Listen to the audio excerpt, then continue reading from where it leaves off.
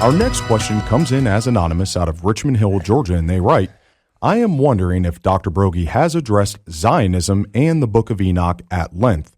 Both of these keep coming up, and I would like some guidance and references on the subject, please. Okay, so let's talk about Christian Zionism. You will not hear me use that term because it's used in different categories by different people, sometimes purely on a political basis, sometimes on a spiritual basis. But when it's used in the spiritual realm, we'd say that Christian Zionism is the belief that God's not done with Israel, that God has made a distinction between Israel and the church, and that because of that, he still has plans for Israel. And so the whole Zionist movement, as we often refer to it, in a concerted way, started in the late 19th century, where Jewish people began moving back to Israel. And God prophesies that at the end of time, there would be a regathering and a reconstitution of the state of Israel. If you remember, Moses said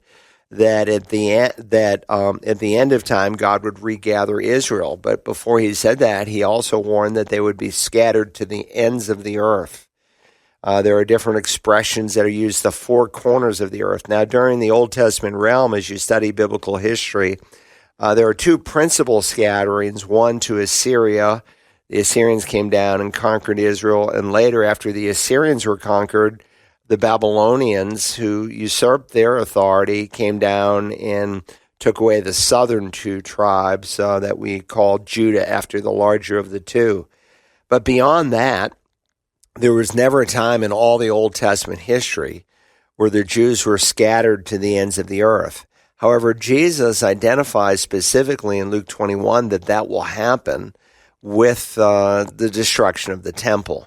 So when Titus and then Titus Vespasian came down and they were engaged in the destruction and conquering of Jerusalem, they eventually destroyed the temple and the Jews were scattered. There was some uprisings that took place after that, and there was the final battle that took place around 132, 135 AD, and then the Jews were basically exterminated. And since that time, they were, scattered abroad all across the planet. And it's interesting. You meet Jews in Australia, you meet Jews in Spain, you meet Jews in the United States, on every continent across the world. Well, Moses also said that in the latter times, God would regather the Jewish people wherever they might be. And that started in the early, 1900s in the Zionist movement.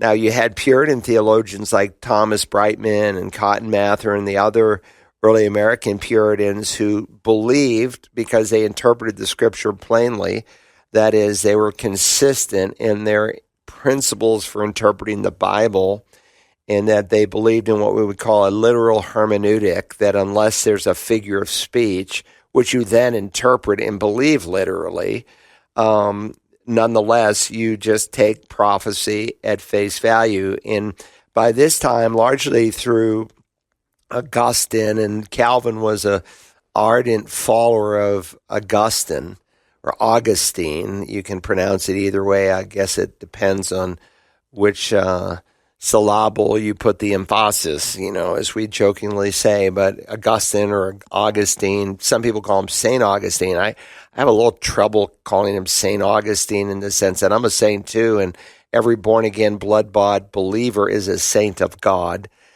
So in that sense, he was a saint and that he was a believer, but he also embraced amillennial theology. So he had some real problems in his thinking, and Calvin followed him religiously. I've read his Institutes, and he quotes him over 400 times. There was a brother who did his doctoral dissertation on the influence of Calvin, the influence of Augustine on Calvin, and he said that Calvin in all his commentaries and writings quotes Augustine over 4,000 times. So if you're trying to figure out who drove Calvin's theology, it was Augustine. And Augustine rejected the fact that God had any plan for Israel, that the church had usurped God's plan. And of course, for 1900 years, that's what it appeared to be. And Roman Catholics, of course, capitalized on that theology, and they were very anti-Semitic throughout their history. And you had even some of the Protestant reformers who had that same flavor in their thinking. But God did what only God can do, and in the latter times, which tells you, though we don't know the day or the hour, that we're in the final time frame of human history, God has gathered the Jews back. And so it basically, take all the air out of the balloon, it affirms that there's a distinction between Israel and the church. And again, we tend to think of, the Jewish people, and just like, we think everyone in the Old Testament is a Jew, but they're not. But God made a unconditional covenant with a guy named Abraham. He's called the father of the faith. And while it is true that the Jewish people gave us the oracles of God, and remember, I know there have been in recent decades, the last 30 or 40 years, some that argue that Luke was a Gentile. Luke had a Gentile name, just like Paul had a Gentile name. Because why? They're relating and ministering to Gentiles, and Luke traveled with Paul as his personal physician. But Luke is a very Jewish thinker. And as you read his work, even his terminology, it's very Jewish. He's a Jewish man.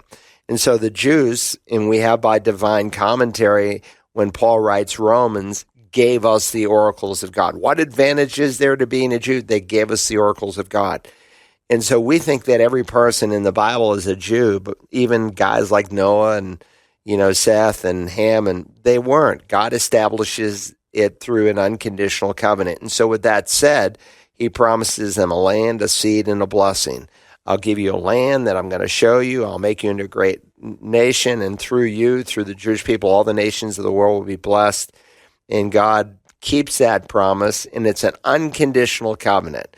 In fact, Jeremiah underscores that as long as the sun and the moon and the stars are hanging in the sky, that's how long God will be committed to the nation of Israel.